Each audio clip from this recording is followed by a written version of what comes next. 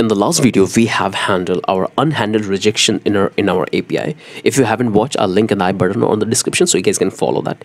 In this video, the error we want to handle is pretty common, okay? Sometime you will create this kind of problem and it will happen during the development, okay? So just imagine that you have tried to access any variable in your API which not exist, okay? So that's an error.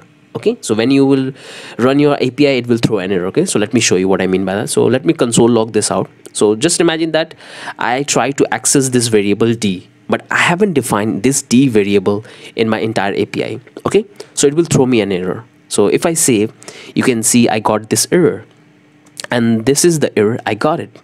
So let me come up here, and that's the error we have, and this is the error we want to handle. Okay, so we're going to follow the same procedure to handle this error.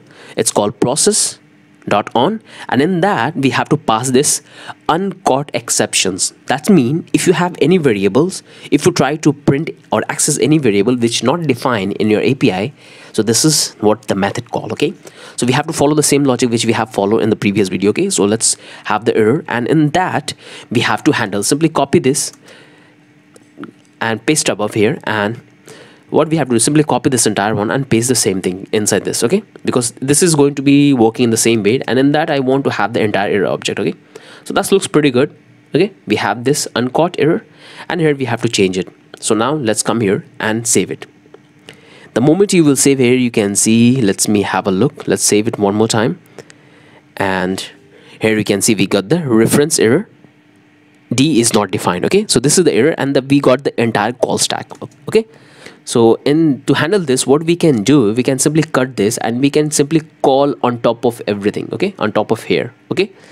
This is our API, and we can paste here, and this will handle all the error, okay? So if you save it, but right now we don't have this server, actually we don't have the access of this server variable, so we don't need, actually we can simply come here, and I can do one thing. I can simply remove this one.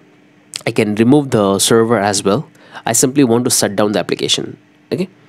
Simply shut down the application, okay? As you can see, we got the error message, uncaught exception, shutting down application, and we got this reference error, okay? D is not defined, so it's working fine. We can easily able to have an error. So no matter wherever you try to access this kind of variable in your entire API, that particular function, uncaught exception, will catch, okay? Because we have defined on top of everything. So before any code will execute, that function will execute, and it will check, and then it will pass to the next one, okay? So that's how it will work. So if I come here and if I paste here, you can see still be able to catch that error, okay? So still it's working fine, okay? So what I want to do, I want to simply go to the app.js file, and in that I try to paste it, okay? So if I paste here, you can see we got the entire call stack, okay? We got this referencer, so it's working. We got this referencer and the entire call stack. If you paste inside the middleware, right now we don't have any error, okay? It's working fine because we have placed that inside a middleware. But when we try to call this middleware, we'll have the error, okay? So it's looking fine. It's looking fine. You can see everything's working fine. If you make a call, here you can see we got the error, okay? Right now we are in the development, so you can see that we got the entire call stack, okay? Error call stack. So we have the status error, and we got the message D is not defined. So this is how we can easily able to access the error, okay? It's looking fine, okay? That's what we can easily able to access, and everything's working fine, okay? So I believe you guys have understood that how this uncaught error exceptions work, okay? These are the very simples, but it's very important that you could include this kind of guard class, okay? So most of the tutorial you will find out that you won't find these kind of things, okay? Because you have to think about all the possible way in which a user can create an error, okay? So that's the error. Make sure to place on top of every function, and then you can simply call that. So that's looking pretty fine to me. So that's the only thing I want to cover about this uncaught exceptions error in our API. So hope this makes sense to all of you. If you have still any confusion, rewatch the video, try to put that variable in different places in our API and try to access and see what kind of output you are getting in the API, okay? And do some experiment with that. That will give you a better idea, okay? Change the placement of the process.env in the function, outside the function, below, bottom, okay? Do this kind of things and then move to the next video, okay? So with this, finally we are ending with the entire global error handling of our API, okay? So we are done with the entire global error handling model.